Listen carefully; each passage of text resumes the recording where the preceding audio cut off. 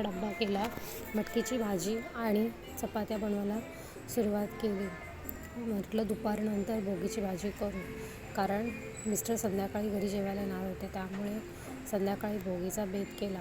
त्यासाठी मग मी एक सुंदरशी रांगोळी काढली आणि म्हटलं दुसऱ्या दिवशी पण संक्रांतच आहे, तर आजच रांगोळ्या काढूया म्हणजे 2 दिवस होईल. म्हणून मग मी रांगोळी काढली. त्यानंतर मग मी भाजी जाऊन आणली व भाजी साफ केली. त्याच्यामध्ये हरभरा, वाटाणा, घेवडा, पावटा ह्या भाज्या घेतल्या. तसेच पालकची भाजी, कारण ग्रेव्ही घट्ट होण्यासाठी. मग मी चाकवतही आणला, कारण चाकवताचा भाजीशिवाय भोगीची भाजी पूर्ण होऊ शकत नाही. त्यानंतर सगळ्या भाज्या धुवून चिरून घेतल्या व बाकीच्या भाज्या मी पाण्यात धुवून घेतल्या. त्यानंतर त्या कुकरला लावून शिजवून घेतल्या मीठ घालून.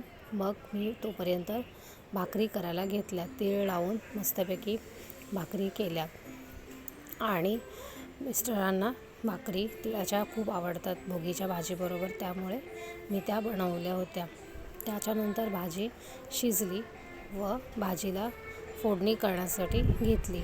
फोडणीसाठी भाजी शिजवून पूर्णपणे व्यवस्थित शिजवून घेतली. मग मी त्याच्या शेंगदाण्याचा कूट घातला व चांगले मिक्स करून घेतले.